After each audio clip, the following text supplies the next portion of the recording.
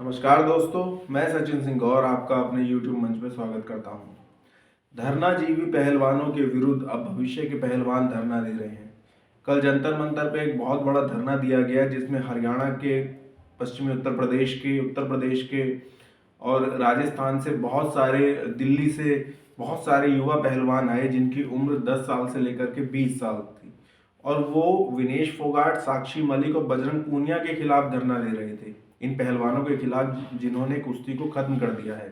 इनके कारण पिछले 1 साल से कुश्ती में कोई भी कंपटीशन नहीं हुआ है। और जो बच्चे मान लीजिए 19 साल के थे वो 20 के हो गए, 20 के जो थे वो 21 के हो गए। और जो जूनियर लड़ा जाता है वो 20 साल तक लड़ा जाता है। तो 20 साल की उम्र में जो पार्टिसिपेट करने के लिए तैयारी कर रहे थे वो अब 21 के हो गए, सीनियर में आ गए। तो सीनियर में वो किस तरह से कुश्ती लड़ेंगे। तो बहुत बड़ा कुश्ती को नुकसान इन धरनाजीवी पहलवानों ने सिर्फ अपनी निजी महत्वाकांक्षा के लिए पहुंचा दी। और ये बात अब पहलवानों को समझ में आने लगी है। वैसे उनको काफी पहले ही इस तरह का धरना प्रदर्शन करना चाहिए था, इनका विरोध करना चाहिए था, इनके अगेंस्ट प्रदर्शन करना चाहिए था, ताकि इनका मन इतना ना बढ़ सकता कि ये अपने हिसाब से ही कुश्ती को चलाने लगते। और इन लोगों की मांग थी कि FIR दर्ज की जाए, चार्जशीट दर्ज की जाए बृजभूषण के खिलाफ, वो की गई। फिर इनकी मांग थी कि कोर्ट की निगरानी में इलेक्शंस हों कुश्ती संघ के, वो भी हुए। और उसमें इन लोगों ने अपने कैंडिडेट भी खड़े किए थे, हार गए। उसके बाद इन्होंने रोना धोना शुरू कर दिया, जूते रख के संन्यास लेने लगे। और संन्यास वो पहलवान ले रहे हैं जिनकी कुश्ती ही खत्म हो चुकी है। पहले ये कह रहे थे हम बिना ट्रायल के एशियन गेम्स में जाएंगे, विदेशों में जाएंगे। इनको बिना ट्रायल के भेजा गया और ये फिसड्डी साबित होकर के लौटे वहां से। और अब इन्होंने इसके बाद ये इलेक्शन हुए तो इस इलेक्शन में भी इन्होंने रोड़ा अटका दिया। इलेक्शन जो हुए उसके बाद जो संजय सिंह वहाँ के WFI के चीफ बन के आए, उन्होंने गोंडा में प्रतियोगिता भी रखी थी, कंपटीशन रखा था, जिसके लिए बहुत सारे पहलवान गोंडा पहुंचे। तो पता चला कि उस आदेश को ही निरस्त कर दिया गया है और पैनल को भंग कर दिया गया है। तो उनका तो पूरा करियर ही दांव पे लग गया है इससे। तो अब इनके खिलाफ प्रदर्शन होने लगा है। अब एक बात और है, जो लोग इनका सपोर्ट कर रहे थे जैसे कि तथाकथित निष्पक्ष पत्रकार और यूट्यूबर हैं अजीत अंजुम, अभिसार सर्मा, पुण्य प्रसून वाजपेयी, संजय शर्मा और रवीश कुमार पांडे, साक्षी जोशी, विनोद कापड़ी और तमाम ऐसी लाइन है जो कि इनको बहुत सपोर्ट कर रही थी, इनके आंसुओं को बड़ा बड़ा चढ़ा करके पेश कर रही थी। वो इनके बारे में नहीं दिखाएगी, ना दिखा रहे हैं, ना एक शब्द बोल रहे हैं। तो इससे उनकी निष्पक्षता का पता चल जाता है।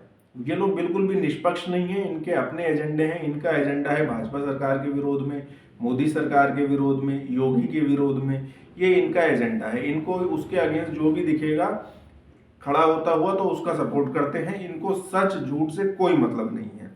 तो इस खबर को ये लोग नहीं चलाएंगे, ना चला रहे हैं।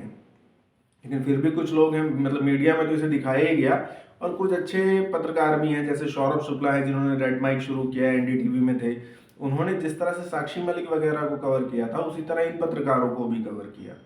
तो ये निष्पक्षता होती है और यही एक्चुअली पत्रकारिता होती है।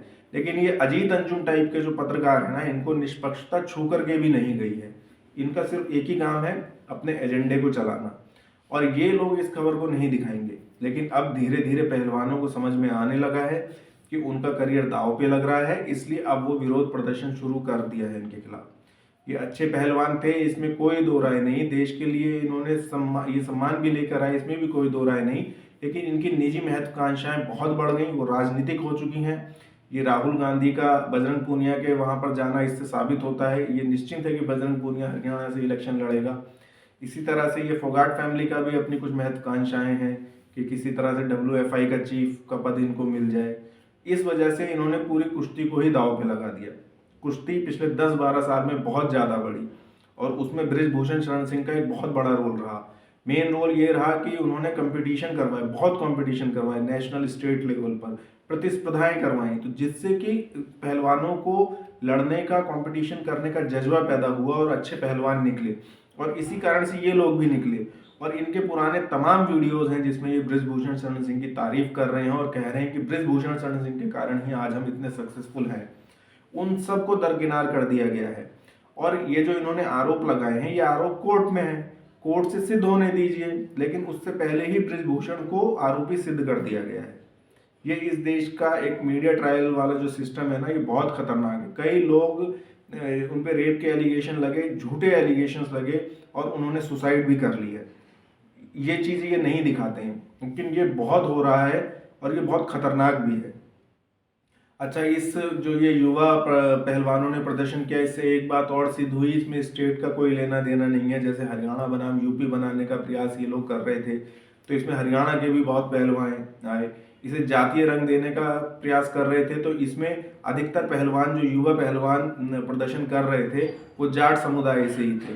तो ये साक्षी मलिक, बजरंग पूनिया, विनेश फोगाट और फोगाट फैमिली को छोड़ करके ये और जाटों का कोई समर्थन इसको नहीं है, क्योंकि जाट ही मुख्य रूप से पहलवानी में है और पहलवानी का नुकसान होगा तो समस्त समाज को ही नुकसान होगा, समस्त बच्चों को नुकसान होगा।